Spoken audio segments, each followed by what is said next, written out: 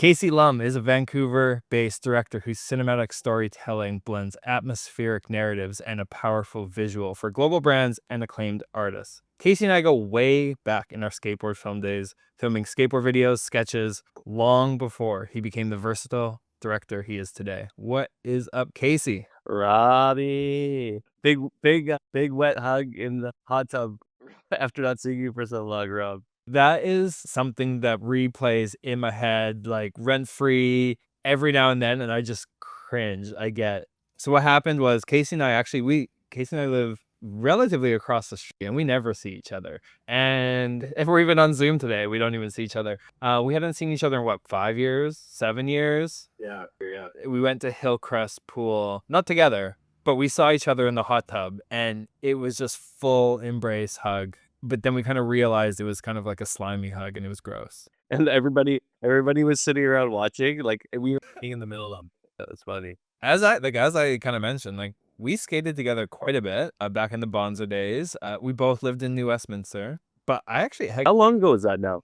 well, okay, the video playing behind us, I published 12 years ago. So that was probably filmed 13 years ago. And it probably More. Yeah, and it probably took like 2 years. So it was like 15 years ago. I moved out here in 2006, and we probably met in 2007. Yeah, that sounds right. I was probably like 19. You were like fresh out of high school.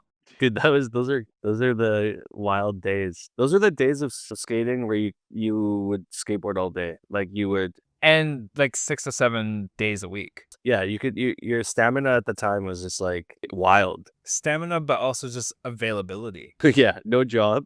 Could just skate. Go to the skate park and skate for an hour and sit and chill with your friends. Like it was what people don't, I think, realize about a skateboard park is it's a community of all sorts of people, like different incomes. You got street kids and you got like people in their 30s who have a living and a career, and you all get together and bro down and cheer each other on, but then also like do your thing. I do reminisce about those days. Like I feel like you go through phases in your life with skateboarding. Like you have moments where you're going really hard, you're doing 6 days a week all day, and then you pull back. You're like, I don't know if I'm gonna do this anymore. Take a bit of a hiatus, and then you come back to it. You kind of like find a new love for it every time. Can you lose your skateboarder status? Like, is a skateboarder always a skateboarder? Because even though like I probably haven't skateboarded in 8 months, But I always think of you as a skateboarder. my entire framework, like driving, I'm like, oh, look at that spot, or like a new development. I'm like, oh, like they got new ledges are capped already, but like I'm not gonna skate those ledges. But everybody looks at the world like it's interesting how skateboarders look at things in the world through like a skateboarder's eyes.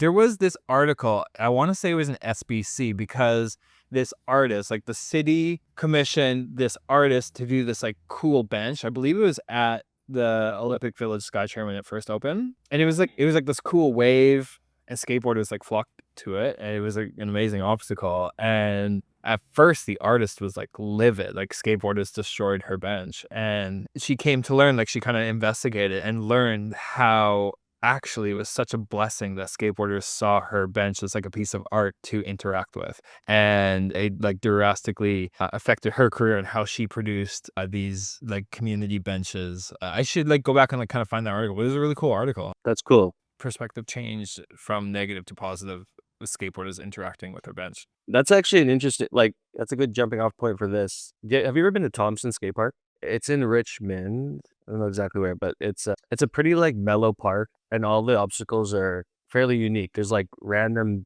things sticking out of the ground, but they're not. Some of them aren't intended for skateboard or are hard to skate. Like they're 8 feet tall, and you have to like. I don't even think you can skate it, like the top part of it. But it's almost interesting when you have obstacles that are maybe not built for skateboarding, but then become like a skateboard obstacle. And I almost think that more parks should incorporate these types of formations so that I don't know, you think differently about how you could use it. Totally. And even the city of Vancouver many years ago put out a survey of what skateboarders want. Do they want plazas? Do they want parks? Do they want bigger parks, smaller parks? And so some of the feedback that was kind of heard is they want parks that are more integrated with society, not just like a park. And they've done that in a couple places. So at Victoria and like just north of Kingsway, there's a playground, big yellow slide, like for kids. I have kids, so it's just like I know where all the parks are. Not skate parks, like slides and stuff. Basketball court with these like ledges, but they cope the ledges. So, but it's just a ledge. It's just like these like 3 drop down ledges and a basketball court. And I actually think that's super sick because it's not like, here's your skateboard park, here's your basketball court over there. It's separated. And every time I'm there, like people are living and working together. Like the basketball players are playing, skateboarders are skating. I think they did one same thing further down Kingsway, almost at Boundary. There's a park there with a basketball court and then ledges, and then they capped the ledges, and then the skaters like kept breaking them off, and then they just like, let's cope it, like we can all live together. I think that's They had a similar one in New West, I think, down on the water. They had like a basketball court, which was encompassed with like this 2-step ledge, but they coped it so you could skate it. Maybe it was intended for skating. Yeah. so much better than trying to stop what's inevitably going to happen. How did you start skateboarding? We just kind of met and we were both at the park. We were both hyped. What was your journey? And I don't know, like I started in middle school, so grade 6 or 7, and everybody like most of the guys in the school were getting boards, and I was like, may as well get one. So I think there was like, remember those like metal skateboards from Costco or something? Like fully metal. Okay, you know what I remember though about like your mom, because I'd like hang out with your family quite a bit, is like we would always go to Costco. I mean, it's smart. Buy bulk. Metal skateboard from Costco. Yeah, metal skateboard. I think it was Costco that was selling metal skateboards, and then Walmart and Toys R Us, I'm sure, had like, cheap, crappy boards. But I thought getting a metal board would be better because it would last longer. But then it just proved to be harder to do anything less because it was super heavy. And I think that was my first board, and I kind of got, yeah, man, it's so long ago. I feel like I got hooked on just being with a bunch of friends that were doing one like the same thing. Everybody had like the same interest at the time, and people were going out after school or meeting up and doing something that felt also a bit rebellious, like doing something that felt like it wasn't a normal sport. And then from there, you like went into high school, and some people stopped, but some people kept going. And I think the more I did it, the more I enjoyed the idea of like trying to perfect something or trying to like challenge myself and be better at. Yeah. Like, do you remember your time? Yeah, I fully remember mine. Yeah. For me, I remember I wasn't allowed to watch The Simpsons because my babysitter let me watch The Simpsons, and then I told my mom to go eat my shorts, and she didn't like that. When I was like, I don't know, grade 2 or something. But Bart Simpson skateboarded, and I was like, that's cool. I had no reference. I remember wanting to like learn about it. This is like, yeah, early elementary, and I took this book out, and it was like the old school. They were doing like bonelesses off fire hydrants, and I was like, this is what skateboarding is. That's crazy. That's cool. At a garage sale, and I got this like old school board. It was orange, it had barbed wire, and it said wired, and it had big black wheels, and it had like all those, it had the rails, it had the tail guard, it had the nose guard. I'm sure it was like a Visions knockoff. I don't know what it was. Hella heavy, especially for like someone in grade 1. And I butt boarded around on the street. And then, yeah, my friend was like into it. He was like, oh, like, I'm going to get a new school skateboard. You have an old school one. And I was like, the one with like the 2 tips of nose on the tail, the way we know it today. And I just like kept on it. But it was just me. And then I was out front of a family friend's house. We'd go there all the time with my mom and dad. And I was skateboarding. And there was this other like kid just like doing kickflips. I've never seen a kickflip before. And he was so good. I was like, started talking to him. And he's like, oh yeah, like I'm sponsored by this like shop. They give me free skateboards. And I was like, what? Like I was like, so I told my dad, I was like, this shop gives out free skateboards. And my dad's like, that's not how business works. They don't give out free skateboards. So he took me to this shop. I had never been to a skateboard shop before. And like, you give out free skateboards? And they're like, no, you got to like buy them. So we didn't get one that day. And then we went to a different shop in Calgary called Freewheelin'. And I remember the guy was fully tattooed, and my dad was like, I remember a little like sketched out vibes. But he hooked us up with a board. It was a mini logo, a Jason Ellis model. I don't know, like mini logos used to have like pro models. So it was Jason Ellis. I had elephants that said mini logo.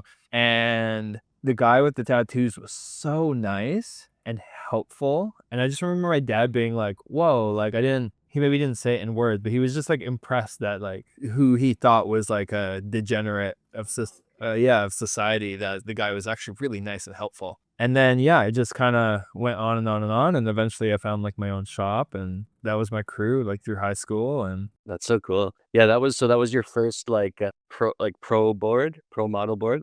mini logo, yeah. Yeah, I can't remember. I think mine was at World Industries. Like I don't know which skateboarder it was, but both. I think it was like one either like fighting. Yeah. Oh, dude, I wish I like didn't skate that, but that would have been impossible.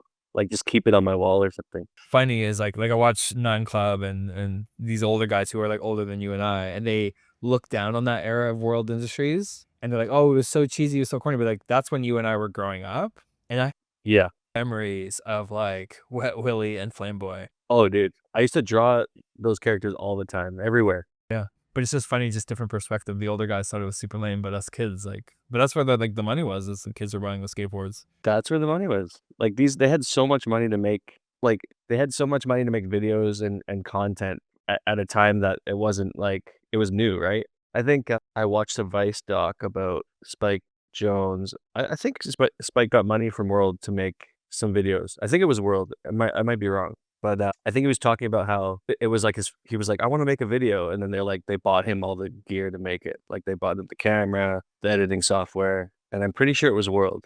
I could be botching it, but Actually, Spike, what a director, hey? What a like transform music videos, skateboard videos.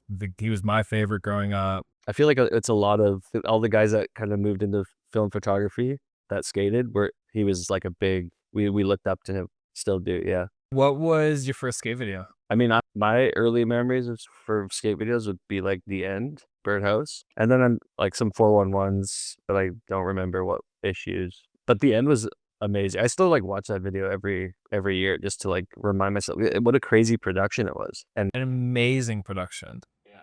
All film, right? I think it was shot on film, yeah. First, I think $1 million budget skateboard video. I had it picked it up at HMV. Like think about the story, like how each character had a bit of a storyline that you followed. Like Steve Barra had that like creepy monster that was following him and then gets his head chopped off at the end.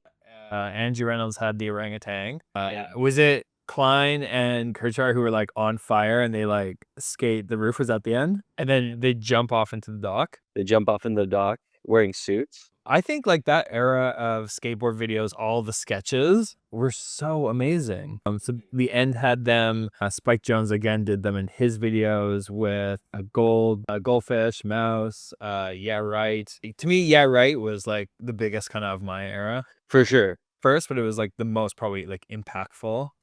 Yeah, I'd say so. Loved all the like the personality and just the extras, the things that were like adjacent to skateboarding. Like loved the skateboarding, but it wasn't just trick. It kind of like showed all that personality, and I think that's super important. Yeah, it was like a good marriage of showing personality and also it being like crazy cinematic. Because I think for us at the time, it was like there was this magical element to how things are filmed in that video where you're like, whoa, skateboarding isn't just poor quality like VHS clips, you know? It could be elevated. And then I think it paved the way for more like of the polished videos and maybe even the Olympics. I don't know. Well, like fully, I think what the Olympics could do is like let go of some of their traditional ways of doing things and embrace the way skateboarders and even like breakdancers and other like sports that have like a ton of culture and feeling in it, like incorporate some of that. Where I feel like it probably works great for figure skating, gymnastics, all those things. And like that's kind of their culture. And it would be sweet to, yes, have skateboarding in the Olympics, but make it more from the roots of skateboarding. For sure. Yeah, man, those times. I do remember seeing Yeah Right for the first time and being like, wow. So I remember like, so obviously we skateboarded together, but I remember you always drawing. Like you always had a sketchbook. You and I traded sketchbooks. And I think I love how much art is actually in skateboarding. So the bottom of a skateboard has art, which has been very transformative to the culture, but then there's also the music side of the skateboard videos and how skateboard videos are filmed and fashion. There's so much art within skateboarding, and a lot of people have become fine artists out of skateboarding. Got Mark Gonzalez and Chris Markovich and all these people like who are now fine artists. What's your like journey with art? Because you've always just been, to me, an artist.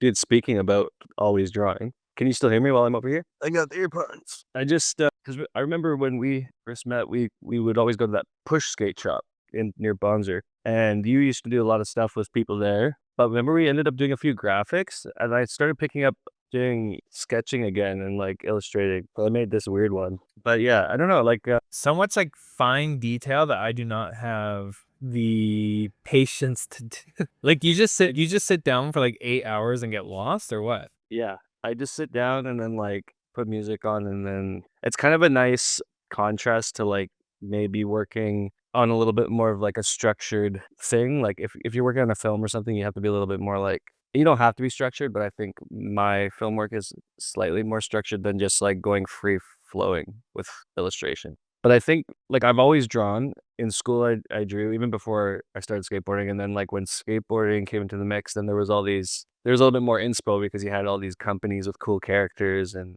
so it kind of kept me being creative as well. And thinking about, oh, well, you could create random characters and then create a skateboard company, or you could create random logos or shapes and make some sort of brand, I think. Would you ever create your own brand with your characters? Because like, again, skateboarding, like Toy Machine, they got their characters. Zero has their skull. Like it is part of it, but also now people like influencers and business people, Gary Vee, for example, he has his own set of characters called V Friends, creating a whole intellectual property. Like you could not easily, like it would take work, but you could create your own set of characters as intellectual property and have that be a thing. Yeah, that's true. I feel like it would take some work, but part of me kind of likes having a creative outlet that I don't turn into like a business, or yeah, put more stress on, I guess. So yeah, I think drawing and illustrating for me is more, it's like what I do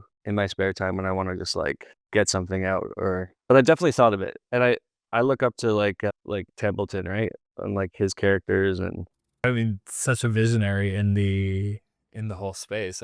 Like pro skateboarder turned again fine artist. Does so many of the graphics still to this day, but then the photography as well. Like he, yeah. so yeah, walk me through like step by step a little more of your journey, because from my memory, so we were drawing, we were trading sketchbooks. You're always drawing, and then you went to film school for animation. Yeah, I guess around that was 2009. So I guess we were skateboarding at Bonzer a lot. We were hanging out with Push Shop, trying to like make graphics and illustrations for boards or whatever. Who was the guy that worked? John. Whatever John would let us do if we could get it done. Or whatever money, he would promise to pay us, but then he put his money elsewhere. Yeah, what a time. Luckily we had skateboarding though, because skateboarding kind of kept us sane. Well, I kind of like, it was for better or for worse, like skateboarding was part of my identity. And so at that time, John actually owed me a lot of money.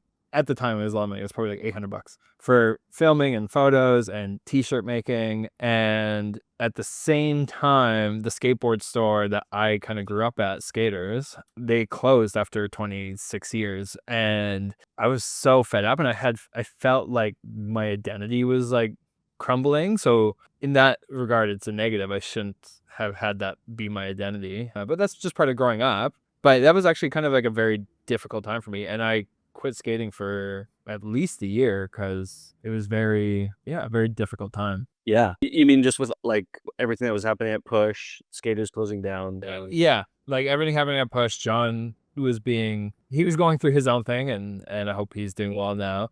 But yeah, taking advantage of kind of me and you and some of the other kids, and not paying us the money for the brand that we helped build. And then the store, like Skaters, that I was like very attached to, closed. So I was just kind of like, what am I doing?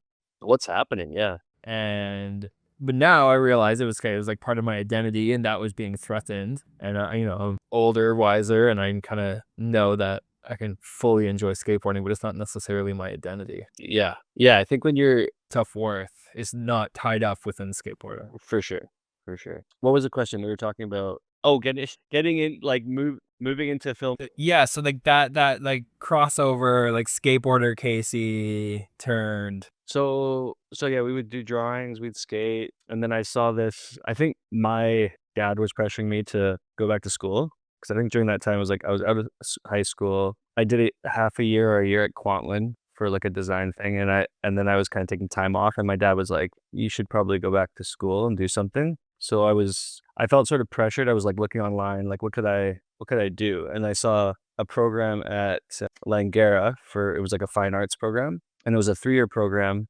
and I was pretty set on going there because I was like, oh, then I can hone in on my painting skills, maybe sculpting, and a bunch of other mediums I could work with. And then closer to that start date for that program, I saw this ad pop up on Google or YouTube or something, and it was for Vancouver Film School, and it was for the design program, like I think at the time it was called digital design, and it looked pretty cool because it was like a intensive program for like a year, and it was doing everything that I thought maybe I would be doing at Langer. It was just sped up, so I decided to ask my dad if I could do that. It was like expensive. It was like 30 grand for the year, and my dad was like, "Well, as long as you're serious about it, we can pivot out of Langara," because I was supposed to go to Langara in like a week or something. And he was like, "We can get our money back still, but you have to be sure that you want to do this. And like, are you sure there could be like work opportunity afterwards?" And I was like, I'm pretty sure. So pulled out of Langara and then and then signed up for this program for the digital design program. And yeah, went there in 2009. And there was a bit of film, but it was mostly like web design and like storyboarding, learning 3D and 2D, like learning Adobe essentially. And then once I left there, I was like, okay, time to get work. And I think the biggest takeaway was like meeting people at school, but also learning how to like take drawings or take stuff that you do on paper and put it on to a computer and make it move. So I was like learning a bit how to do animation and motion graphics. And I ended up doing that for like around 5 years after school. And that eventually it's kind of a long story, but like it kind of led into editing because it's similar type of software. And then editing led me into like more being interested in like directing and making music videos and stuff like that. Wicked. So like I went through your Boldly profile, watched the videos that were up there. Oh yeah. And I think that's why I pulled the words like atmospheric narratives. Like there was like the sound design in them is so good and really makes you like listen and pay attention, creates this like world that you can get kind of like immersed in, even if it's a very short film or even like a 30-second commercial. How like where do your influences from like to create these worlds, and what do you pull from directing like that potentially like skateboarding and stuff in your life has like influence, and where do those two worlds like collide?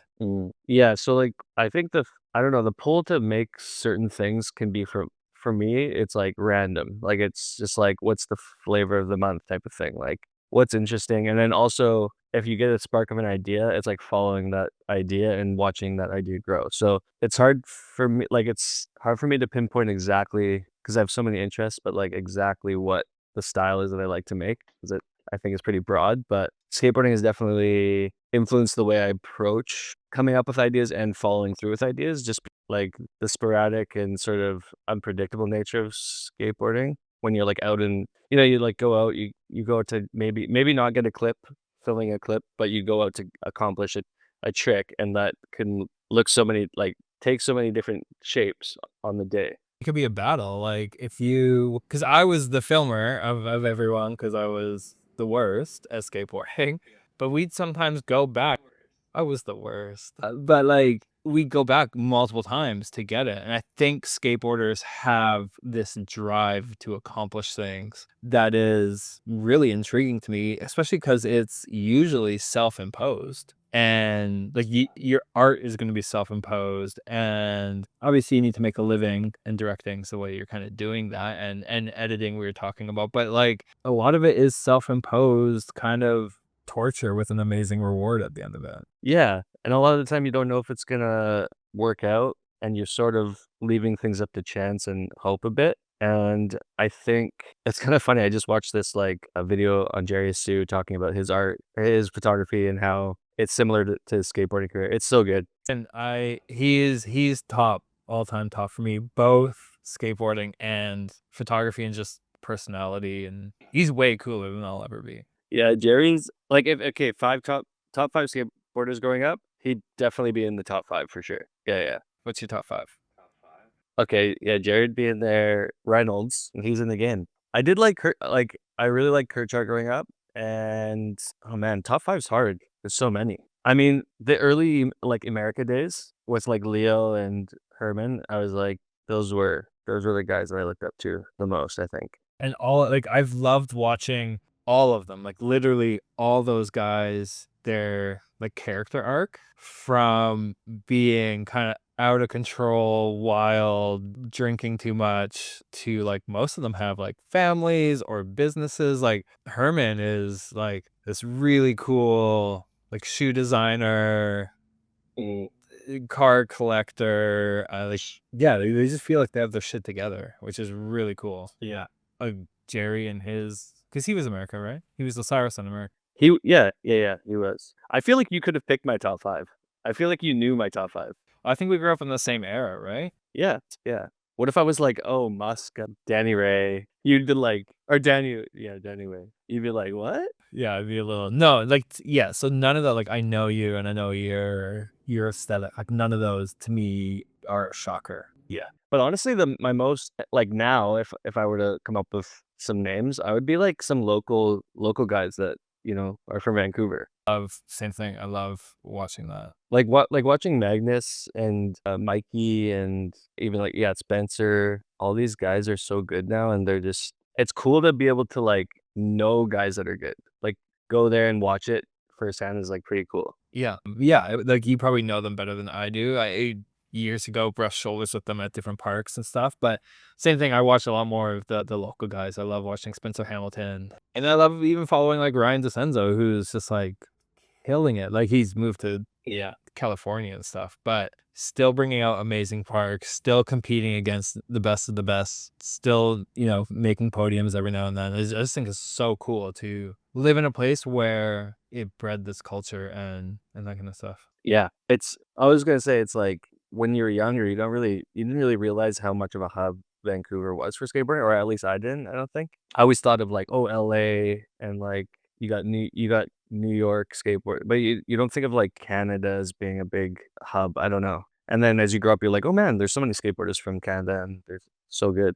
I mean, Canadians love Canadians, so I think there is a bias that if a skateboarder makes it and they're Canadian, there's a good chance that we're gonna like them. Like I love TJ Rogers and pretty much anyone who comes. Yeah. Like Wade Desarmo, and neither of those guys are necessarily my style or aesthetic, but I'm rooting for them so hard. I think also Canadians, because it is like a harder route. Like I think Canadians are just tougher. Like you have to work harder to make it. Yeah, I mean, you always think of like the guys that make it and go down to the States, right? They're like, it's weird that like ending up in the States is like, oh, you've made it. Now you're on like a company and you're riding with the team and whatever. But like, yeah, you have to go through I mean, you're from Calgary, right? So Vancouver as like a hub. I was like, oh, like Vancouver's where it's at. They had Plaza, they had more parks. Calgary had at the time like one park right in the center of the city, and it was great. It was an awesome park, but it was just Vancouver was the dream, and you can kind of almost skateboard all year round. yeah,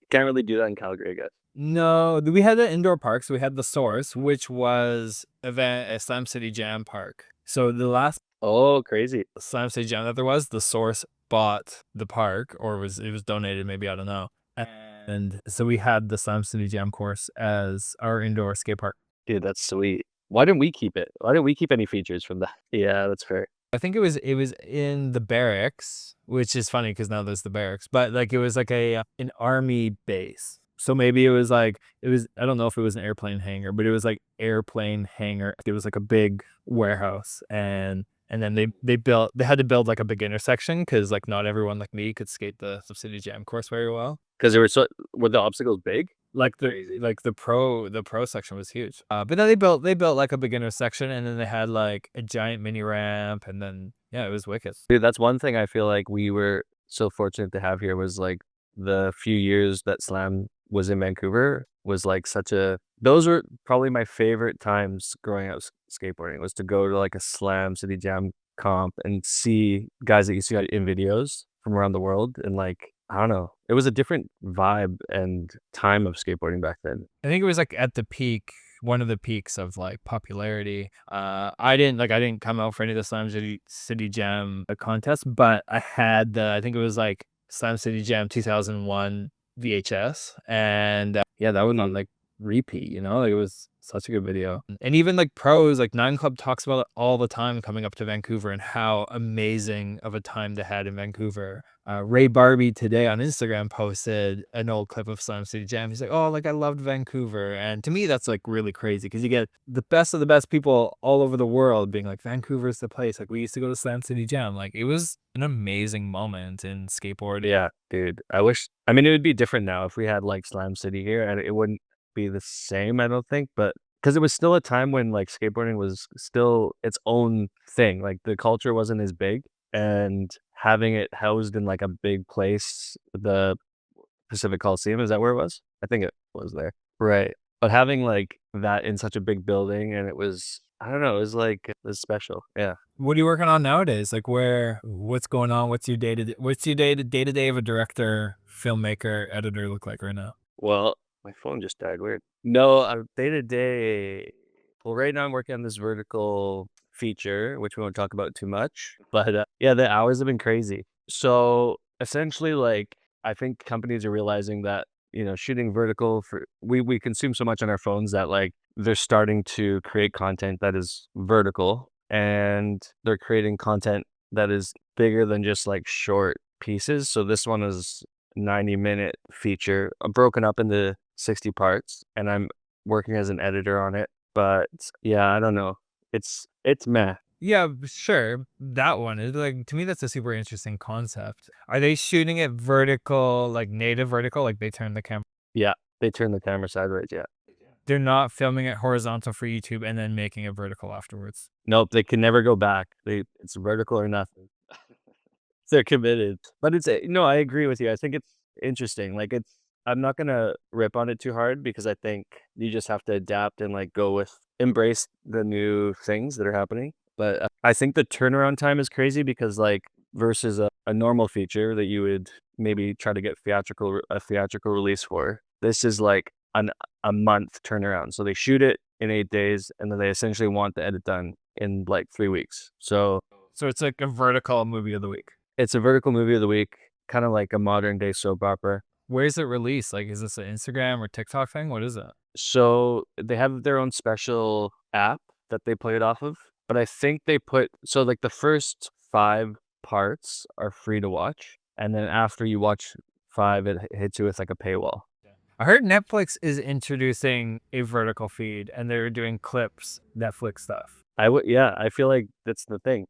So crazy. I remember being in film school and laughing at people filming vertically, like, oh, look at those boomers. We didn't call them boomers back then, but look at those old people filming vertical, like turn it sideways. This is so dumb. And now look at us. And now we're working on vertical features. Years later, like that's just what it was. And I guess that's a good lesson to like, sure, maybe we were like laughing at the people who were in their 50s and 60s 10 years ago. But like, if that's how people are using the technology, we could have adapted way earlier instead of trying to force people to act different. If that's the way your consumers are consuming, roll with it. Yeah, I mean, I think depends on the technology that is also going to be built down the road. Like maybe our phones will turn into little squares, right? Like maybe this will be like what we're doing, and we're going to start shooting like one by one.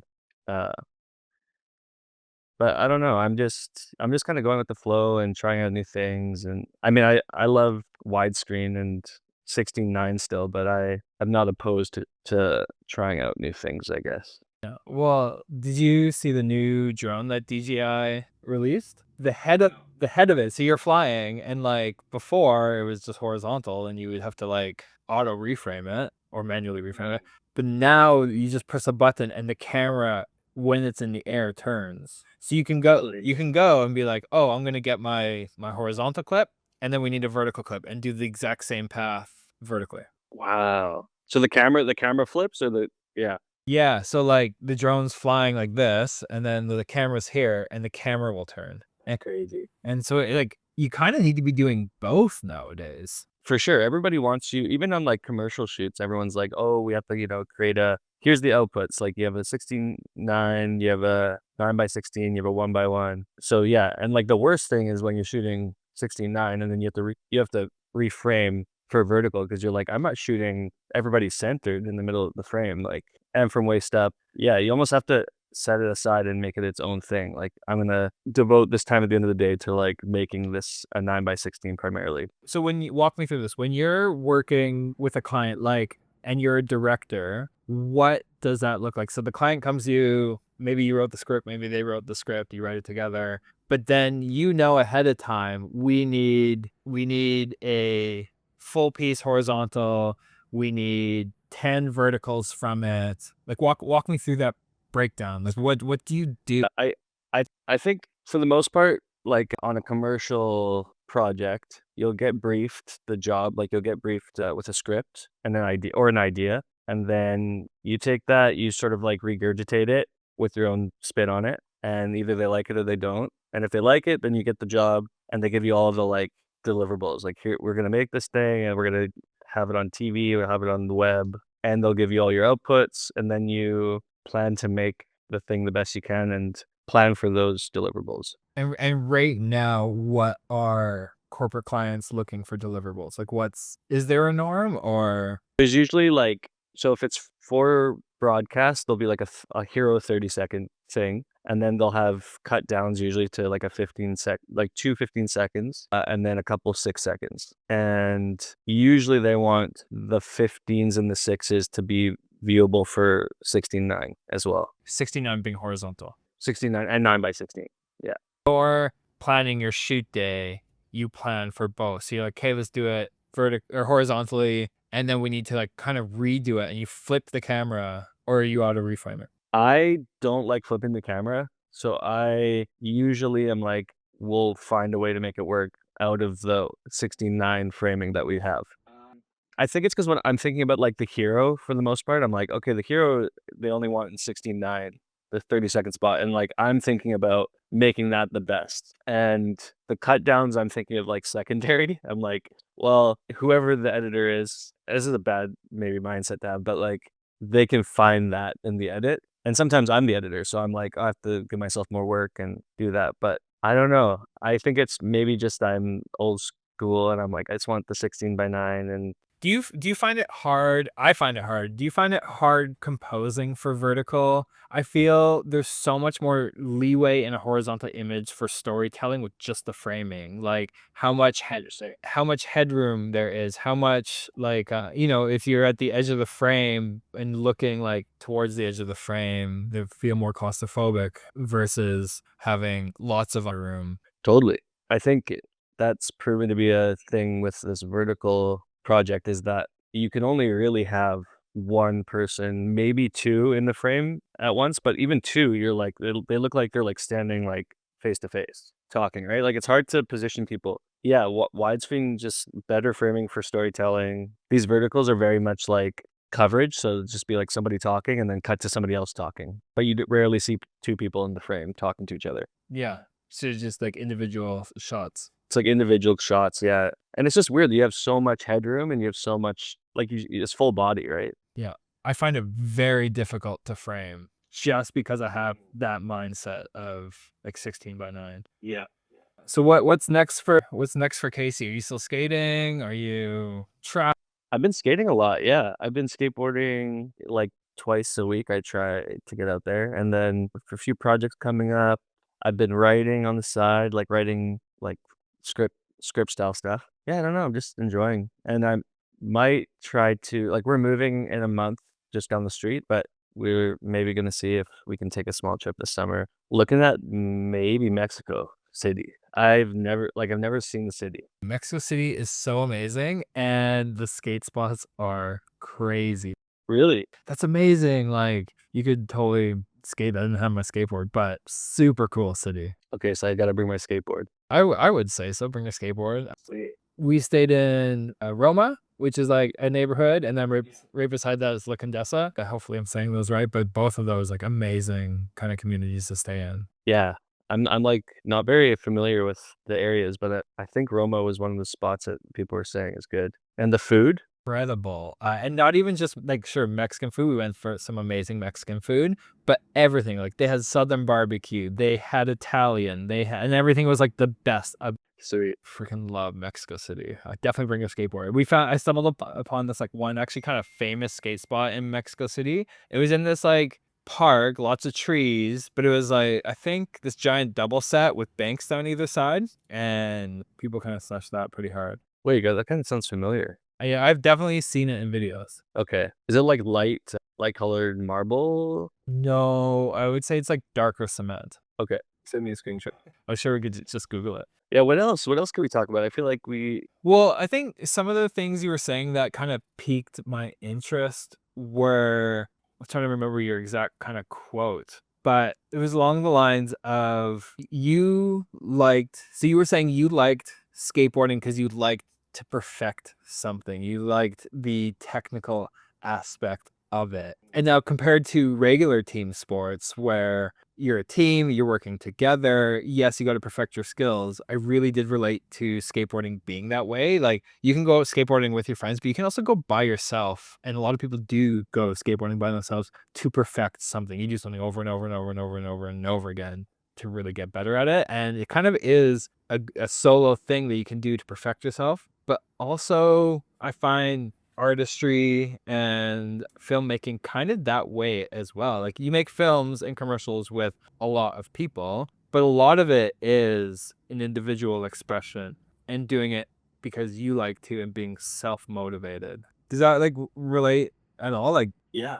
And I mean, this is kind of like why I've started golfing as well recently, is because golfing's such like a challenge versus yourself, right? Like you're trying to, and it's so minute, like everything that you adjust, similar to skateboard, the small adjustments you make speak really loudly. Like you could play poorly by changing one small thing, and you could skate poorly by maybe not doing something that you're supposed to be doing by like millimeters. But I think that's actually like the competing against yourself is something I really relate to. And I think why I like skateboarding, you take a look at whatever competition, the Olympics, they're all competing and there's big prize money in some of these big contests. But if somebody else, like your competitor, lands their trick and it's crazy, everyone should be cheering for them as well. But you also want to win for yourself. I never obviously competed in skateboarding, but it was like, oh, I got this new trick. I want to perfect it. And I'm competing against myself. And I relate to that in my business of photography as well. Last year I made X amount. I want to make 30% more this year, and I'm competing against myself, but I'm not looking at like, oh, that photographer over there is like making double what I am, or this photographer is making way less, I'm better than them.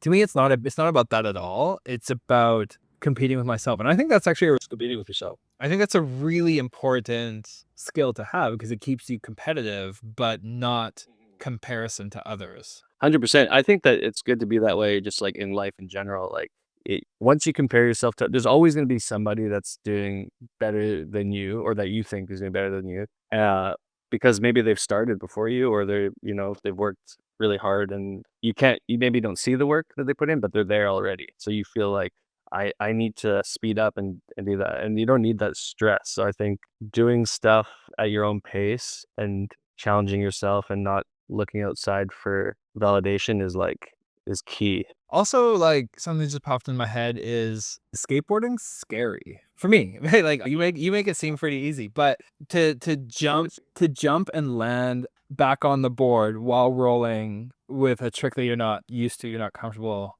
with, is actually, it takes a lot of commitment. And I feel so does being a photographer and a skateboarder. It's not the safe 9 to 5. You're like, I want to commit to being a film director. It's kind of scary, I'm assuming, to provide for yourself, to live in the city, you have expenses. Yeah, I don't know. Yeah, I mean that kind of leads into like just living a like freelance lifestyle as well. It's definitely not for everybody, and I don't know. I definitely knew that I hated working for other people.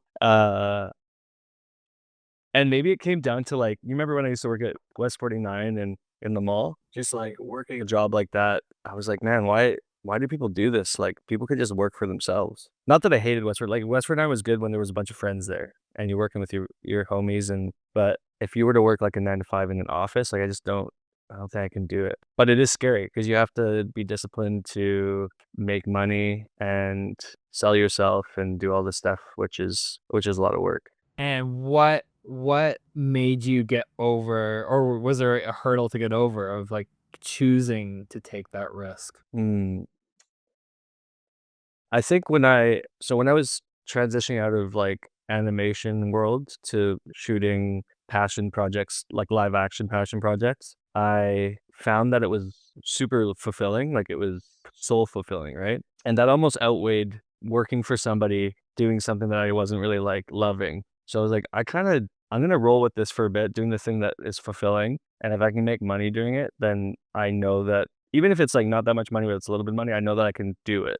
So once I started making a bit of money doing it, then I was like, man, I'm just gonna stick with this and hopefully it'll grow or I can maintain a living from this. Yeah. Yeah, I really resonate to the soul fulfilling thing. And I don't think people need to find their fulfillment in necessarily a career or job. It could be family, it could be the hobbies that you live for, and maybe your work is just to provide for all those things that fill your life. But I think people need to find something that fills their soul. I know that's super helpful for me. It's kind of why I'm doing this mini podcast series talking about skateboarding. It is like we touch on business and the creative side of things, but skateboarding is not at all part of my career path. And I'm making these videos, putting them out, and I was kind of like, why am I doing this? But at the same time, I'm so pumped to do it. And I don't like editing or being on the computer, but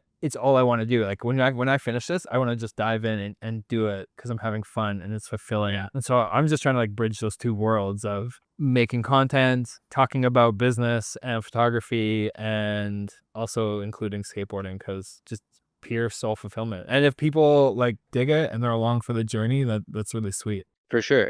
I agree. I think it's important to find something that like you feel fulfilled by. And like you said, it doesn't have to be work. It could be something on the side, but it's a real blessing when it is something that you can do for work because then you can put like more time into it. And yeah, to your point with like once you get this done, you're excited to dive in with the edit. I think skateboarding has allowed me to be like very free flowing with allowing ideas and certain things to come to me. But then once you collect these ideas and you have the content, for lack of a better term, then it's important to like organize through that. And I think the organizational side is like maybe I'm trying to relate this to skateboarding in a way, but like maybe it's like when something's clicked and you're like, okay, like I'm gonna move my foot this way, blah blah blah, and then you start practicing over and over again. That's like almost like the editing side of skateboarding. Have you ever had it with a skateboard trick? I've definitely had it with a skateboard trick where it's just not working, can't figure it out. And then maybe in a dream, or you're just like eating a bowl of cereal or whatever, and you're just like, I know how to do it. I know how to do it. And then you go and it works. Yeah, I feel like I've had that a couple times. I definitely do fall asleep thinking about like certain tricks sometimes, mainly because I'm like, oh, maybe this will help me. You know? I've even had it in my business with photography where I can't figure something out. Like, why isn't this like story working? Or why isn't this visual working? And then the next morning I wake up, I'm like, I got it. I know the missing piece. Just that time to kind of think about it. Yeah, you definitely have to like step away for sure to let your mind work behind the scenes to like figure things out. I think that's also something that I have learned over the years, like with skateboarding, especially is like if you're trying something over and over again, killing yourself, sometimes it's like not getting you anywhere. You just need to like take a rest and let your like subconscious figure it out and then like go back to it later. Huberman, do you know who Andrew Huberman? Yeah. Huberman talked about how there's actually no such thing as muscle memory, but it's all like memory. Like I forget the actual way he kind of like the proper term, but it's that thinking about it, and it's a real thing. I don't have the. So what you're saying is a real thing. But I think yeah, like proper nutrition and sleep and thinking about like having that space and time to think, which I also feel is part of art. Like, Eliza didn't understand the way my brain worked. It kind of felt like procrastinating, and I would sit around, and whether you play video games or you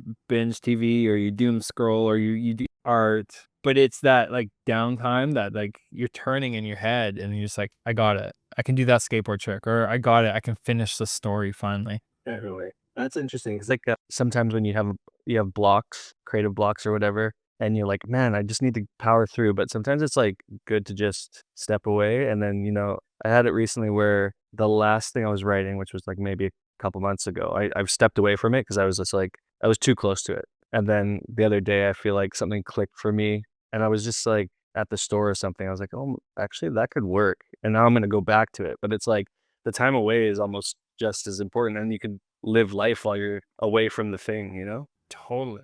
You talked about intentionality and organization. What are some tangible things you do like in your career? Like you have to be self-motivated to be a writer, to be an artist, to actually sit down and edit these vertical features that you're doing. What tangible things do you do to keep yourself motivated and organized? Well, I skateboard or I go stretch at the gym, or I definitely have to stay like a little bit physically active because if you're working on a computer, it's like you can go crazy. Yeah, eat properly. I don't know, like outside of being on a computer or maybe like you're writing or you're trying to be creative, I think it's important to have like physical exercise and just keep your body in good shape, with like even if it's just taking a walk or getting out of the house to go for a coffee or something versus having a coffee inside. 1,000%. I relate to that so much. Like I need that kind of kinetic movement to solve problems, to have good mental health, to be motivated. And I think that's something that like a lot of people could glean from. You don't have to like go to the gym and do deadlifts. Maybe that's your thing. Maybe it's not. But one of my favorite things with Eliza is we take this giant walk. We would usually do it once a day. More difficult with kids now, but we would do this like 8-kilometer loop, whether it was the seawall or we would walk through the houses of Mount Pleasant, and our relationship was better. Our mental health was better. And I think that's like super key for anyone's career or livelihood. Like as complex as humans are, we're also very simple, and we just need like easy things to do to change our mood sometimes. Have you ever had struggled with depression or anxiety or anything? Like that's really helped me get out of a funk. I don't know if I've fully struggled with depression or anxiety, but I've definitely been like down for like it's on end. And the thing that really helped was getting up and getting out. Yeah, I mean, it's hard to know what side of the spectrum you're on when you're faced with you're feeling sad sometimes, or like I've definitely felt anxiety for sure. But yeah, it's the mental health side of things like is huge. Like if you're anxious and you're on a project and you haven't like allowed yourself to decompress in a way, that project's gonna be tough, I think. You'll get through it, but I think it's like gonna be tougher. Yeah, you got to take that time. You got to take that time to like just be kind to yourself. It's hard too, because what you see on your phone and like if you're comparing yourself to others and you're trying to like, yeah, it's hard to not go all out and work yourself to the bone. So go take a walk. Imagine just telling somebody that, like, oh man, just go take a walk. But sometimes it's the best thing. But it has to be like self-motivated or self-inflicted. Like you have to choose to get up and get out. Yeah, at the end of the day, everybody's responsible for themselves, for taking the initiative to like for yourself to go and do the thing. I actually was listening to a podcast the other day about how like like if you're listening to other people for advice and you go and you do the thing that they tell you to do, you're not actually doing it for yourself. You're doing it for them. Not to say that advice is bad, but like it's an interesting idea that like someone gives you advice, you go do the thing that they told you, but you're not actually doing that for yourself, which is interesting. But more related to parenting and toddlers, which is kind of my world right now. But your toddler hits somebody, you don't like, it doesn't really do much work to like say sorry to that kid. Like, and you make them say sorry because they're saying sorry to appease the parent. And a better thing to do would be to go apologize to that kid on behalf of the kid. And then the kid kind of sees your behavior modeled, and they kind of, That's interesting. yeah, kind of know what to do. Whatever you do have to do it for yourself. And to tie kind of back to skateboarding, skateboarders do it for themselves. I think everyone gets involved in it through friends. That was exactly your story. Your friends were getting skateboards, but they all quit because it's hard and you fall down, and it also became uncool. Like at the height of its popularity, then it wasn't popular, but you kept skateboarding because you loved it, and you keep directing stuff, even though it's a challenging road, not glamorous all the time, but you do it for you and because you got to get what's inside of you, outside of you. Couldn't have said it better myself, dude. No, that's exactly true. I think you hit the nail on the head. What a great way to start a Tuesday. Love it. And my 2-year-old is obsessed. So yeah, like we have tech decks everywhere, and he's like, he goes to sleep. He's like, "Where's my skateboard?" And he like goes to sleep holding. He has like 3 tech decks. He'll be like, we have we have a skateboard like just out in the living room, and he just pushes himself from like wall to wall, just like riding. That's sweet. But he like, so my 4-year-old, my girl, Remy, she like, I can hold her hands or push her and they roll and she like stays on it. He wants to like ollie so bad, and he's only 2. And so you try to like push him and he just jumps off. Like he just wants to jump. So and it's a matter of time. It's a matter of time. But I've been craving getting out. I want to go to the new China Creek Park, and there's like there's a playground right beside it. And hopefully I can get some laps of the skate park in, and they'll play on the playground. And That's a fun park. I only stay on the perimeters of it because like I only really like skating ledges and not skating bowl, but it's sweet. I think it'll be sweet when they're like, yeah, he's like a little bit older. Like those bowls are pretty mellow. You can like ride in, ride out. I think it's perfect for kids. You just got to go at a time where it's like pretty chill. Isn't there? I think there's another skate park opening or being developed in Kits. 2 announcements. One in Kits, which is going to be Fur and 7th. Okay. And then I saw one in Fairview, and they both looked awesome. Oh, what? Fairview is really close. Cool. Wait, where is Fairview? Is that like King Ed and Canby? No, I think Fairview is like Granville and 8th. Wicked. So it's kind of interesting if they're building a park and for in 6th and then like another. Maybe they're going to be like micro parks and they're just. I think that's Vancouver's plan, based on that survey that was done multiple years ago, was to have a bunch more kind of like little spots and not one mega hub.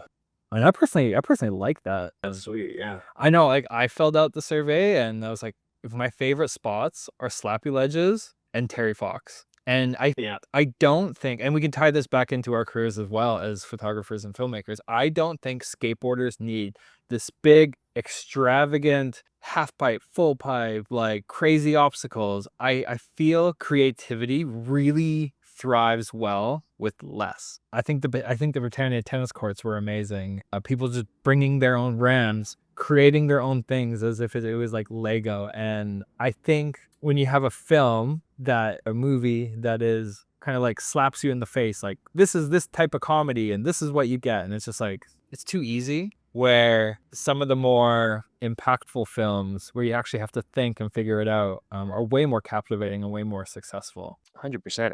Visualist films. Ooh, my headphones are dying. Last thing, what do you feel about like the less is more, or creativity thrives in with restrictions? Like, are you more creative when you have boundaries and restrictions? Like, I feel if you just gave me all the camera gear and all the lights, like it's kind of like, is it going to be better?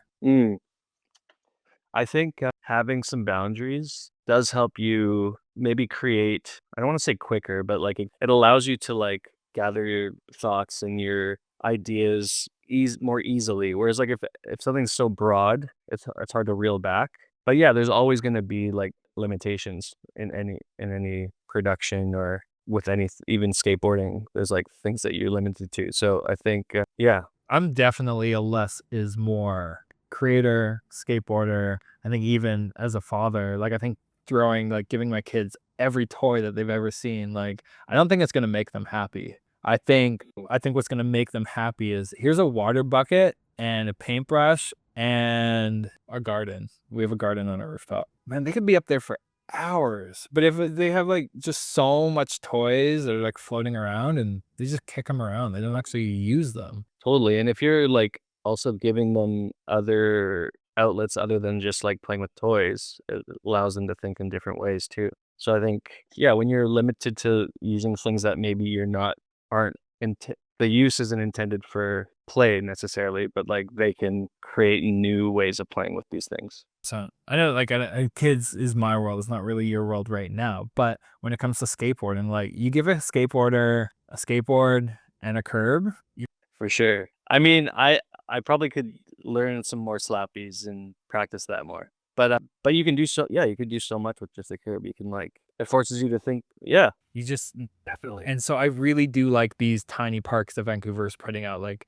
the new China Creek Park is not big. The Mount Pleasant Park is not big. I saw the plans for the Carousel Park and I think the Fairview Park. They weren't big, and I love that. Yeah, definitely. Yeah, I think it's also going to be good for the each neighborhood because people are going to go around. You're going to like, hey, let's go to Kits Day. I never go to Kits. There's nothing really there for me, but it will like force people to kind of move around the city, go to new coffee shops, and everyone thrives. For sure. And it also like spreads out the skateboarders. Like puts like makes it a little bit more easily skatable. It's like sometimes you go to a park that everyone loves. It's like the Central Park. Maybe it's, let's say Courts is the spot. And Courts can get super busy. But if you have a bunch of these like satellite parks and you spread it around, it's like it becomes easier to enjoy. Who don't skateboard to digest. It seems like it could be quite destructive to have 100 skateboarders just take over a tennis court. And yeah, destructive, loud, intimidating. Like even if people are like want to go watch, it's easier to watch a smaller group of people than to like